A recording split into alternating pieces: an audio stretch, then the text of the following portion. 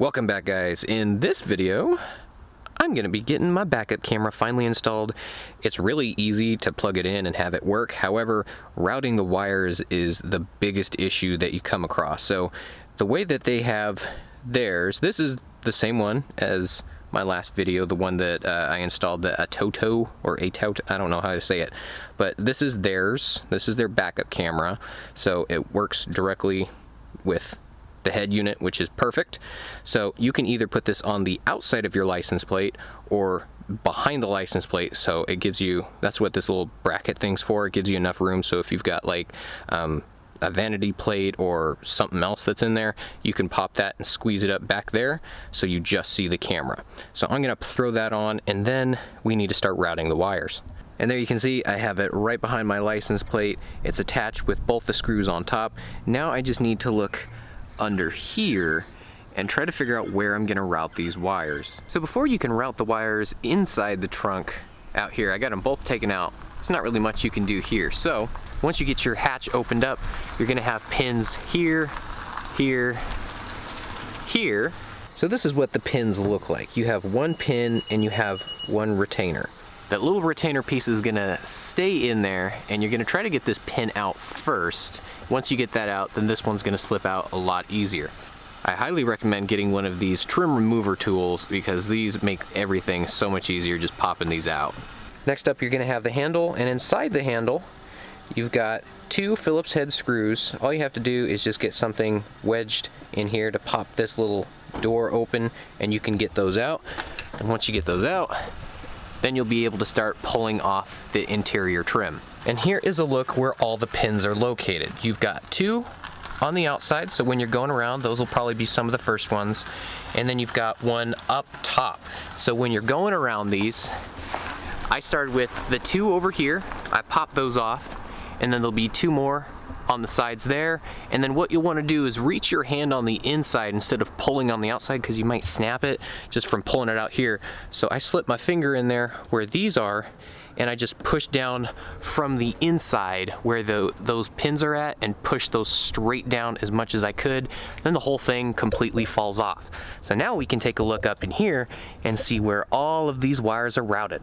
So looking up into here, you'll find that the way that the wires from the outside, so these two lights, there's actually a grommet right inside here. I know it's kind of hard to see, but we'll zoom in.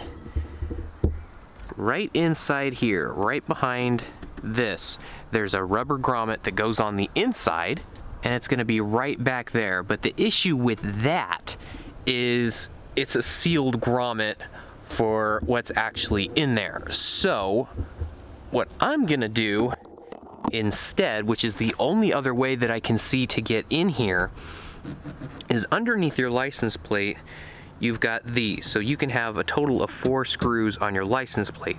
However, if you pop this thing out and we take a look at the inside, those lead right to the inside. So I'm gonna pop one of these out, reroute the wires here, so I can easily get it inside here without messing with that grommet and potentially getting any sort of water issues.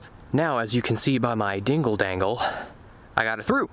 So the big thing about getting that through is you are going to have to do some modifications, we'll say. I did not want to cut a hole in the vehicle. Instead, what I did is I trimmed down the plastic. So I got a razor and I trimmed down the plastic on these. I know it's not pretty, but I really don't care because it's going to be tucked away. So trim down the plastic that's on here and just a little bit on what's here, and it'll be able to fit through the hole. I've got one a little bit smaller than the other one because once you get one through, the other one has to fit through with that wire. So I just trimmed these back. Just make sure you don't cut the actual wires. This is just for grip. There's not really a whole lot there, insulation maybe, but once you take these out, you can wrap them up again if you want to. This one, I really didn't need to take a whole lot off, just kind of trimmed it down a little bit, but there you go. Now it is officially through, and now I can hook this up and start to snake it into the vehicle. So here I have it coming through. I've got it through on the inside, and then I have the connection right here, and then I have it coming out. You could, if you want it even cleaner than it is, put it inside of the actual hatch and then have it come out over here, but I have no way of snaking it through the inside, so I'm gonna leave these out, and then I'm going to zip tie it next to my defroster wire that ends up coming up and attaching over here. There's even a little extra thing right here for your wires to hang on. So you have one here, and then you've got another one here where from the factory it's taped up. I'm gonna do the same thing. I'm gonna have mine up here, and then it's gonna continue on. I'm gonna do the same thing over here, and you've already seen what I've done right here. I've already got it through the hole here, and then I just popped out the little grommet so I can start snaking it inside the actual vehicle. And a note, this is a hatch, so the whole thing's open up, and these two wires right here need to go to your reverse camera. So when you put the car in reverse, it sends voltage to those bulbs. You're gonna have to pigtail these onto those wires to let the backup camera know to turn on. So because this is a hatch, I'm gonna have to extend these. So I'm gonna have to grab some extra wire, extend those out, because right now it would just be able to get inside the car and that's it. I still need to move them down here into my left reverse light. You can do either side, but this one's just closer for me. All right, so the next thing we need to do, I've got everything routed through here. I've already closed this one up and buttoned everything back up out here. But I've got both of my wires running through. Now I just need to run them through the hole where this is covering up. And I've already got this taken apart. But this one, you don't need any special tools or anything like that. This is the top trim piece that goes right along here. You just need to pop the pins out, and there's just a few on here. There's those 4, and then the end little clip ones. It's pretty easy to get out. I just got my trim tool, like I usually do, just get up there and kind of peek in to see where it's at, figure out, oh, that's where it's at, and then kind of pry up a little bit and try to get my fingers in there and push directly down instead of any weird direction.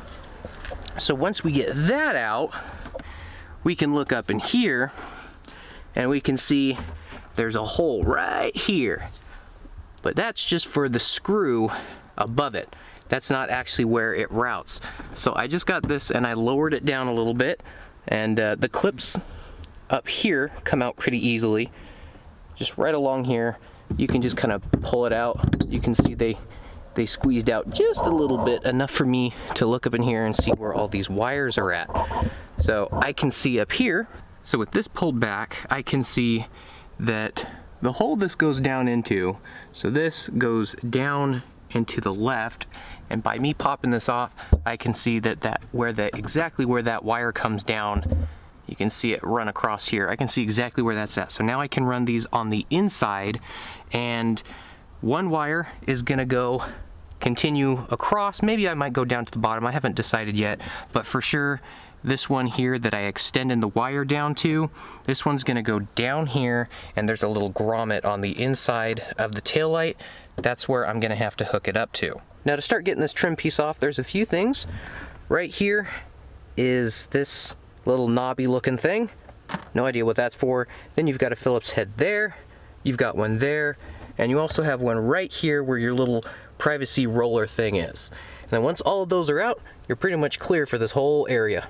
So I'm slowly making my way through here, and I've popped off most of the top, and then I stopped before I got to the end.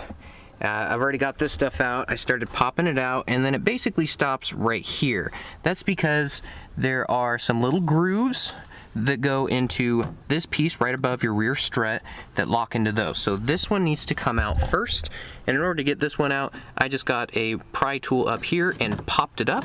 You can see under here, there's really nothing keeping it in place, just a few little plasticky clips in there. So you pop that up and then pop it out, and you've got just a pin right over here at that corner piece, so you can pop that straight out and over. Once you get that out, then we can now free this up a little bit, and the only thing keeping this whole panel in place now is the seat belt up here. So in order to get that out, there is a bolt that goes straight through there. I've got my pry tool, just get it in between. You can see where that little split is. Just get it in between there and pop that thing off. And once you pop that cover off, you're going to be greeted with a 14mm. Very hard to take this thing off because it is a seat belt, but once you take that off, you can lower it down, and now you can start going around the edge and removing the rest of the paneling. All right, and now we have the whole paneling taken off. I got it thrown over there, and this is what this is going to look like. Now, I already took the pins out, but you've got 3 pins that look just like this. You need a some sort of fork to go down in there and pop it out, but this is what they look like. They're little pins that go straight into it. You've got one there, there, and you also have one right there. And finally, along the bottom, we have one right here, right where these clips are at. We've got 2 more pins. These are the ones that are exactly like the hatch, where it's got 2 parts to it. It's got the pin on the outside that goes into its little retainer. There's one there, and there's also one here right next to the other one. So the next thing I'm gonna do is I'm gonna take out this whole panel here, which is actually really easy. This whole thing, you can take a look inside. There's actually a pin right there, and there's another one, but you can't really see it. You can see it better from the bottom. So this white one right here, it's just a little square pin you lift straight up, and you've also got a black pin all the way at the bottom there, which is the same thing you lift straight up. They're super easy to get out. So now that we have this out of the way, we can work on getting the pin right down here, which is attaching that, and we also have both of these hooks that we need to take off, which are Phillips head or 10mm. Okay, so the clip that was in there is the same as the other ones that we did, where it's just a pin that goes down and a retainer that holds it in, so you can get that out. This one, we have to remove this one because there is a hole in the carpet, so you've got to remove that. That's why we had to remove that. It's just really a domino effect with all these things we have to take out just to get to one thing. So now that that is out, this one over here doesn't have that. There's no hole for this one in the bottom, so this whole thing can go along the top, and it can be pushed out of the way so we can get back here. So now you can see the woofer, and now you can get to this panel back here. These clips are basically impossible to get out unless you can get behind them. Of course, I'm not able to get behind these at all, but what you can do is you can stretch the foam around the inside of these and pop them off. You can do the same thing putting them back on, just kind of put it around there and squeeze them back in place. But you can take this off, and what we're wanting is this harness right here. That wire, the only one that stands out, we want the blue with the red. We want that wire. Alright, so this is what I ended up doing. For the positive, you put it on this red and blue wire, so I just chopped open a little bit on here and wrapped the wire around, and for the negative, I did the same thing, but on the black wire, which is your ground. So positive go to that one, negative go to that one. Now all I have to do is just wrap it up with some electrical tape, and we're done. Besides, you know, routing the rest of the wire all the way to the front. That's the hard part. So for the rest of the wire, I just tucked it down beneath the carpet back there. I tucked it beneath the carpets here, and then I put it underneath the carpet down here, not where the latch is, but behind the latch, so we can go down deeper from this rear seat. And then I routed it around here under the seat, and then under here, underneath the panel, all the way across to the driver's side. And then I kept routing it underneath here, and then it comes up here. You might be able to see it dangling right down there. I haven't zip tied it up yet. And then there's a little hole back there that pops up through. See, it's coming in right through here, and that's where I have it right now. I've already got the other piece soldered in, so all I need to do now is plug in the backup camera, and I'm done. It's a whole lot of work just to route a wire. All right, guys, now that I have everything plugged in, all I gotta do now is put the car in reverse, which is actually kind of hard right now because I gotta kind of move the camera, pop that into reverse. There we go. My hatch is open. No, I'm not falling towards Earth. But yes, that is the rear camera right there, which is exactly what I needed. Pop that back into park, and we're good to go.